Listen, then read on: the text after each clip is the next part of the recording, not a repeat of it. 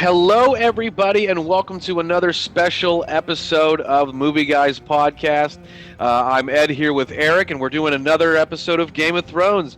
Jeez, oh man, that was kind of intense. Eric, what do you think, brother? These episodes, though, like this one seemed a bit different because this one is like where a lot of these characters that we've come to know over the 6 seasons are finally coming together, and all of them are starting to group up, and so it's like this is, I guess, this is what we built up for, right? This is where it's happening. So obviously, the big one is when the semi Avengers assembled over there at Eastwatch, and I mean, did it like that? Where like you had all these characters in a room, but I mean, a lot happened here, and I mean, a lot of it being character building and political too. Big moves here too, and I don't even know where to start. We finally got Gentry back. I mean, Mm-hmm. that's a big Yeah, one too. I mean, where do we start from this one? Where we start where Braun gets out of the water with Jamie, right? yeah. I mean, that's where the episode starts, and we had talked about it in the last episode. Myself and the other people who were on the show with us, Adam and Allison. They, we had all mentioned that we didn't know who it was, and they get rid of that question right away. We know it's Braun, and he basically lays down the law to Jamie and says, "You're not until you give me what you promised me. You're not allowed to die. A dragon's not allowed to kill you. Nobody else is allowed to kill you but me until you give me what Yeah. you promised me." And that sort of sets up that's Braun in a nutshell. And he says, "What the fuck were you thinking, you cunt?" Excuse my words, but I'm paraphrasing what he said, and he literally used that word. So, I thought that was actually a pretty decent scene. It shows Jamie sort of at his most vulnerable, and it shows him that way multiple times this episode. Pretty vulnerable. A lot was going on with Jamie. Like this was a big episode for him. Like he got a few fucking poor Jamie, man. This dude's been beaten up like I mean, real hard, man. Yeah, Real yeah, fucking he hard. has. So he comes to terms after seeing that in action. And credit to the writing too, where he's just like, no, listen, even without the dragons, they could fucking cream us. The Dothraki weren't even trying, and they ran us over. You know. Yeah, yeah, that's true. He And did. then on He top they mentioned have a that. dragon. Yeah, that we kind of injured. You know. Yeah, yeah, and he says that was one. Imagine what they have two more. Yeah. That was one. So it's really cool where it's not like some sort of other TV show where it might be impractical. We're just like, oh, what are we gonna? Where he's just like, okay, like I know when the goose is cooked here. Like this is seems Yeah, pretty unfair. Nothing we can really do about this. This is rough. yeah, and he basically goes back and tells Cersei, "We're fucked." And I'm not saying bend the knee. I'm just saying we're fucked. I like that Cersei is able to act out so convincingly that she's just like, listen, I know that, but I'm all fucking in, dude. Like, I Yeah, hear you, and yeah, we probably are. I'm not dumb, like I get it, but like, I'm in it until the wheels are off, man. Like, this is and it. she all but says that too. She says, "What am I going to do? Be quiet and die and rot and die, or am I going to fight and die? I Fight know and what I'm going to die. do. What are you going to do?" Yeah, exactly. Like that's God, it's fucking cool, man. And just the way that her development has come, where she just really is just almost like a Kylo Ren. Like she just like she wants to be like like the father figure, the Darth Vader, the Tywin, you know. Yeah, she does again mention her father, and when they're bringing it up, Jamie mentions the key thing from the last episode and says that we now know that Tywin, or excuse me, that their brother Tyrion. Tyrion did not kill their father, and she doesn't believe him, or she basically says, "Well, okay, I believe you, but I shouldn't know this because you didn't do your job. You've been disloyal. I listened to you. I shouldn't have listened to you." And she says that multiple times throughout this episode when they're talking. But I didn't. She didn't react the way I thought she would, other than to say, What is it? What's Tyrion going to do? Is he gonna betray them as a final, apology to us? And she just doesn't give a fuck that it doesn't happen. And that's like the face, the non vocal acting that she can do, because it's almost just like every time she's just like, bitch, say it again. Like she just has that look on her Yeah, face. She's just like, like just zero fucks. It's pretty cool. yeah, and and we get back up to Dragonstone where everybody's sort of talking and they hang, there's not really, I don't want to say there's really hanging out, but I've noticed that Jon Snow, for all his glory, has become the glorified speechmaker of this season. Every single episode he has some sort of rallying cry or monologue, that it's not, they're not long, but they're like the motivate he's the motivator of this season thus far. It's very I mean very Lifetime or something like that. He's on a cliffside and he looks out into the water and Hmm. that's my horrible Jon Snow impression. And But he says something like, why are we fighting when we should be loving? yeah. I don't know. Yeah, and the dragon takes to him. There's a lot of really, Oh really yeah. subtle hints. There's a lot of backstory that they hint at in this episode. Like number one, we as viewers know that Jon Snow is a Targaryen. So, and the Targaryens are the dragon riders, right? So, the fact that number one, the dragon takes to him. Number two, there's a very quick shot when Samwell is back with what's her name? His wife is whatever her Gilly. name is, Gilly, and she's talking about. Did you know that Maester whatever annulled a marriage between somebody named Rhaegon and I his noticed wife? that. Yeah. Yeah, and she's talking about Jon Snow's parents, Rhaegon Targaryen, and his what's her name? Fucking oh my god, I forget her name. Stark sister. Yeah. Yeah, Lyanna. Yeah. So that's who she's talking about, and there's a couple of other things. Robert Baratheon's son, Gilly, he has a hammer like Robert Baratheon had. Gendry. Gendry. I'm sorry, I did just yeah. That was a good Uh, callback with the hammer where he's just like, oh no, I don't use this. I don't can't use the sword, but I can use this. yeah, and there were just a lot of, like you'd said, that's the perfect word. There's a lot of callbacks to previous things that have happened in the series that you don't necessarily think of. Particularly, there's the one note that comes from King's Landing that Littlefinger's been looking for, and is the one thing that could possibly turn the tide against him, and he finds it, and he leads Arya to that note. He Yeah. wants her to know. He's You know what? he's spying just as much as she is, and Yeah, like I this. I, I like this little game of cat and mouse that's going on, or spy versus spy rather. Yeah, this episode to me was just.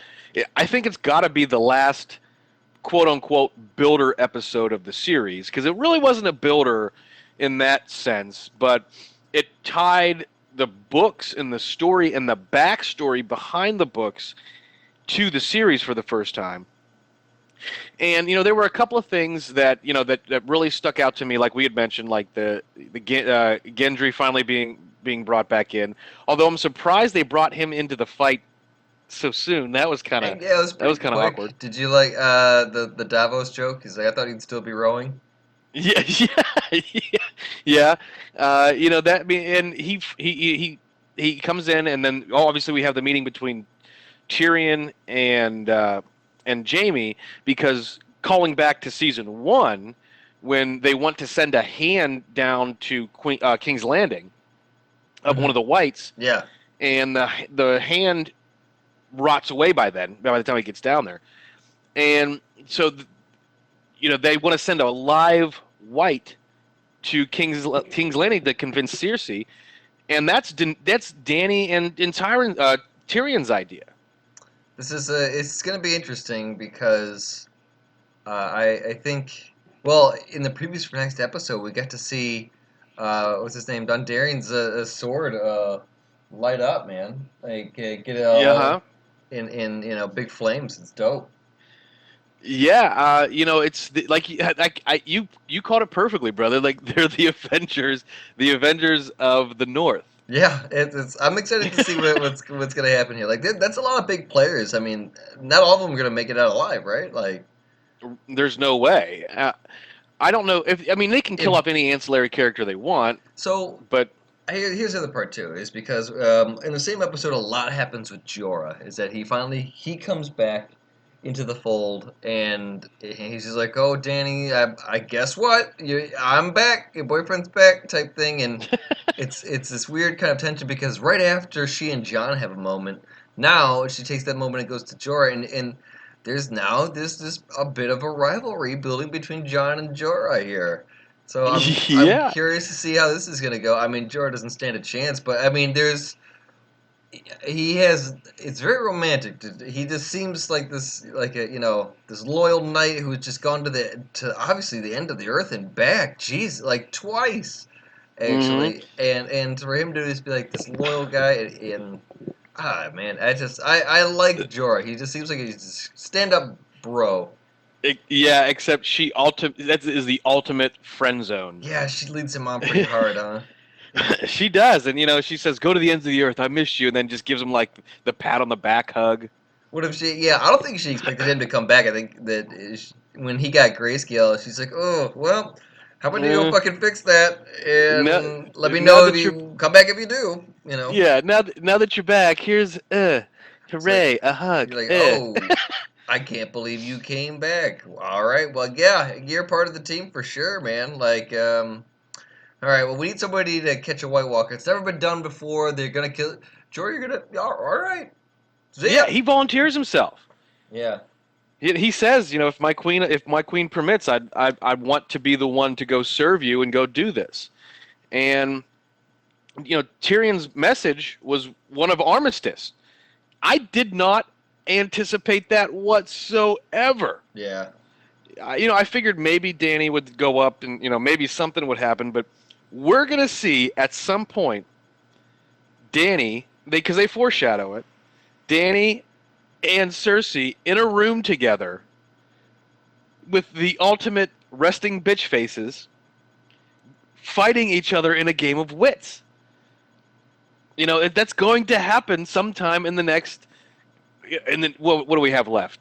10 We got episodes. a couple episodes, man. Yeah. I mean, we have three more left this season and 6 more next year. Oh man. Uh, uh, so at they're going to be in a room together. I would call it North Korea in America, but that's Hey now. that is definitely. I was gonna refer to the DMZ, but that's hostile hostile territory at this point. Well, how about this? We had a pretty good part of with Samuel Tarly this episode too. Actually, big Yeah, episode for the Tarly name altogether, with the father and the son being burned alive by dragon at the start too, with yeah. Dave giving him a choice. Samuel is the last of his house now. He's the lord of the house, except he doesn't know it. It was a bummer to have those two burned because Tyrion had made a pretty good point. We was just like, hey, listen, these guys are actually dope ass warriors. We could Hmm. use them. Like those two are those are the ones you want to have on your fight, man. But Yeah, and it's Queen's one gonna thing for queen. the father to say, no, I'm I, not going to bend the knee, and he yeah, tells his son, "Fucking bend the knee." He gives him that look, like and Tyrion says, "Are you like to Dickon? Are you stupid? We've already wiped one great house off the map. I don't want to do it again. Bend the fucking knee." yeah. And he doesn't do it. And I'm a little disappointed in that, in the sense that not that they had been building him up as a great character, but they had been sort of kind of building him up a little bit in the first couple episodes. He has saved a couple of Lannisters. He's a loss without a hard hit, basically, is what that is. Just because you Yeah. get some introduction to him, you know that he's a respectable guy, that he's from a noble family, and yada yada. But they give him an honorable death, you know. Hmm. So But that's what that was. yeah, but going back to your point of Sam, he finds out that the maesters of the Citadel, they all know that the Whites are coming. Hmm. The Whites and the White Walkers, because we glanced over it, but Brandon Stark wargs into a bunch of crows and finds out the Whites are on their way to Eastwatch, and that's sort of the point of contact for this episode, the direction of this episode, and it's even called Eastwatch. Yeah. But they get the Raven, and he knows, and he tells everybody, all the other maesters, like basically the head of the commission or whoever the hell they are, Archmaester. the Archmaester. Yeah, that they're all he knows what's going on. He's seen one, and they kind of believe him, but they're just going about their day, and and then he becomes fed up with that. He's done doing his scroll, copying all the scrolls. He takes some things, we don't know what, but we're to assume that they have something to do with White Walkers or Dragonglass, and leaves.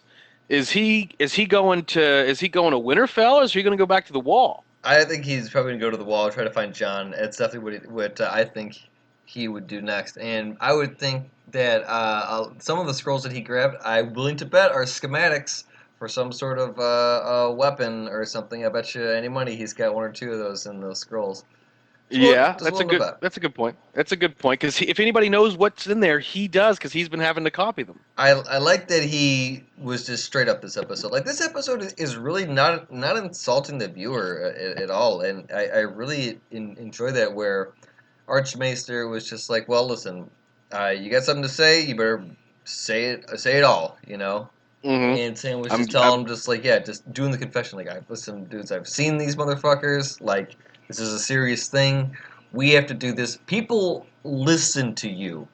Like, if you guys say the word, people will listen to you. You know, you are the source. You are what people look to. You are the beacon of knowledge here. So whatever you say, people will back.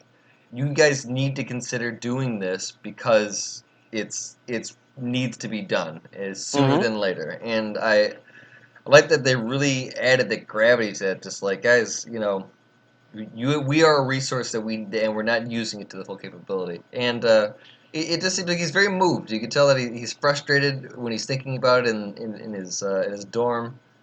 And yeah, and then obviously, like I said, he's had enough, and he's breaking out, man, moving out, grabbing all of it. And here's the thing that we mentioned it in the previous episodes, but he has a Valyrian steel sword. Yes, not too many people do. Well, they're starting to build up now. Right. Yeah, and the one guy who knows how to work with Valyrian steel taught Gendry everything he knows. So maybe Gendry doesn't know how to work with Valyrian steel, but maybe he does. Maybe he knows how to forge them. And, but now he's north of the Wall. They're all getting ready to go on this raiding party to steal a White Walker. And how the fuck is that going to happen, by the way? Because there are like 10,000 million. That absolutely doesn't make sense. There's a bunch of them. We saw some pretty good fight scenes in the previews. And here's the thing, too, is that I want to know. Because when we saw them fight at Hardhome, when Jon hit him, and when Sam hit him in the episode following that too, with the dagger, when he saw the steps of man, the first of man, when the White Walkers get hit, they shatter. Mm-hmm. So if they get hit by obsidian or some Valyrian steel, they're done. Like they crumble. You can't collect that. That's a snowball. Yeah, so they need to have like a regular sword. Lasso one up, man. Yeah, they need to chop one of them in half. They got a hog tie, wrap them up, and that's what the Hound's there for. But how the fuck are they gonna do that? Because the Hound just asked it to be like, "Hey, just fucking get in here." And yeah. The Hound sort of went back to his old ways, and I mean, I liked the introduction of the Brotherhood without banners, right? They basically the new king beyond the wall. What the hell's his name? Tormund, yeah. They go to Eastwatch by the Sea, and he's like, hey, so I caught these guys wanting to go north of the wall too, and they all get together. And I mean, that was kind of forced, and it was more forced than typical of Game of Thrones, but I'm okay with it because they don't have a whole lot of time left to do what they want to do. Right. And and you had mentioned we got to see the Lord of Lightsaber. That's what I'm going to call it. Okay. In the preview for the following episode. So I'm excited for what's going to happen, dude. Like, we've been saying this forever, but like, they don't have any time left, and there's a lot of story to tell. Yeah, there's a lot. This is what I'm kind of fearful of is what's gonna happen. Are they just gonna put all this together and then the last season, season 8, it's just gonna be it's just gonna be a war? It's like that's just it. It's just the war. We're gonna see like just different that's all it's gonna be. Like that would be actually kind of dope. But Yeah. we'll see. I mean, Every I kind episode of want is to people say I dying. kind of want to save.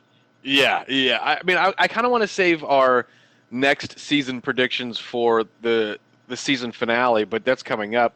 But I think you're right. I mean, I think that's what's going to happen. I mean, are we going to see Danny and Cersei sort of get together for a minute, defeat the White Walkers, and look at each other and be like, "All right, bitch, it's on. Hold my hoops."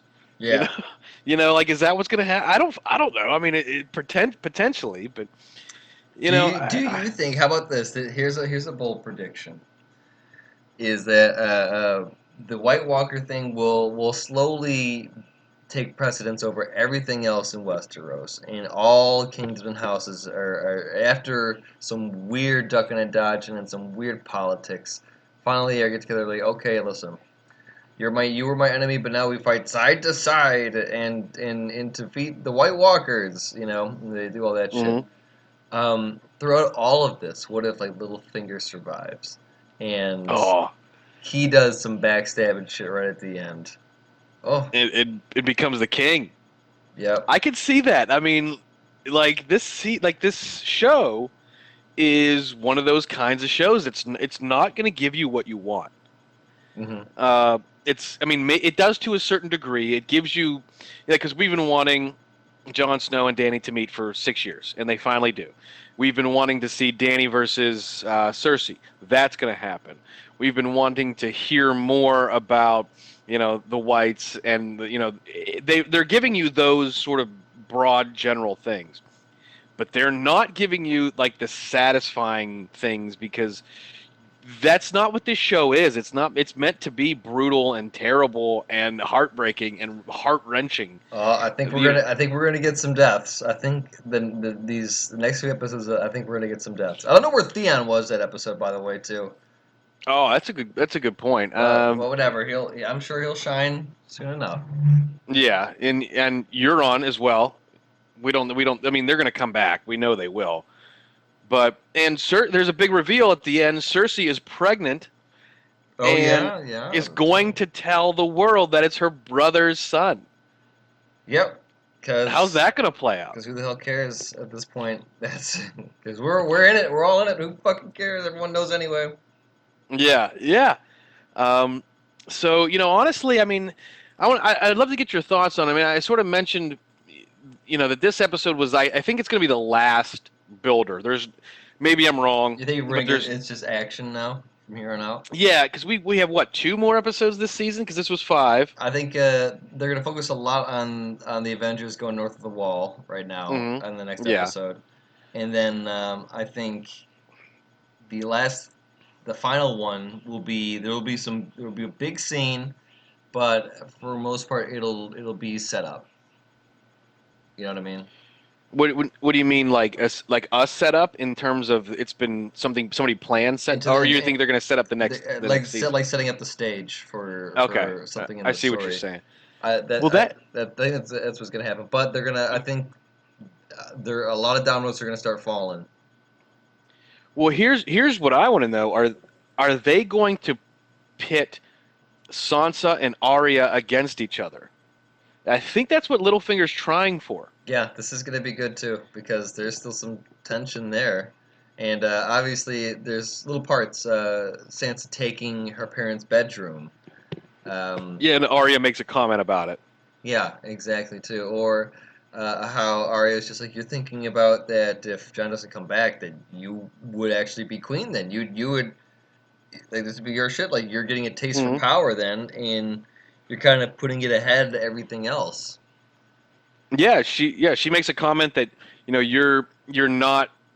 If you were, she doesn't say this, but basically, if she were her dad and somebody was speaking up against the king, they would have been beheaded. Yeah. And so she's sort. I mean, that's a good point. That she's. It's obviously she's liking the power, and she's trying to get those to back her. See, that's another good point. Are they going to make a scenario where it's Arya and Jon versus Sansa, and in a certain degree, like Sansa takes power, much like Cersei would have, because they've been foreshadowing that she's kind of like her in a lot of ways. Yeah. So That's a possibility. Excited to see this development. Yeah, yeah. I mean, this episode, much like the rest of the season, for all of our listeners who don't know yet, we record this show right after the episode is over. So unlike a lot of other shows out there that you might get a thought process, or other guys might do research, our stuff is raw. And much like everything else we do, we like to partake in some libations, beer, whatever, whiskey, and watch the show and then talk about it. And it is right now 10:30 Eastern, and the episode ended half an hour ago. So everything you've heard us say is raw. It's real. I forget some stuff. It just happens. That's the way we do this show. So, thank you all for listening to us. We appreciate it. We'd love to hear your feedback on what you think might be going on. The way you can let us know is, let us know what you think about the episodes of Game of Thrones on Twitter. You can find us at Movie Guys Pod. Of course, and as always, movieguyspodcast.com, movieguyspodcast.podbean.com, Be Real Network, of course, the mothership site of all of us here in the network. And everybody, thank you so much again for listening. We greatly appreciate it, and we'd love for you to give us some love. So send us that and tell us what you think. All right, everybody, have a great night, and we look forward for you guys listening to us later on this week. We have another great film review coming your way. So everybody have a great night, and Valor Morgulis.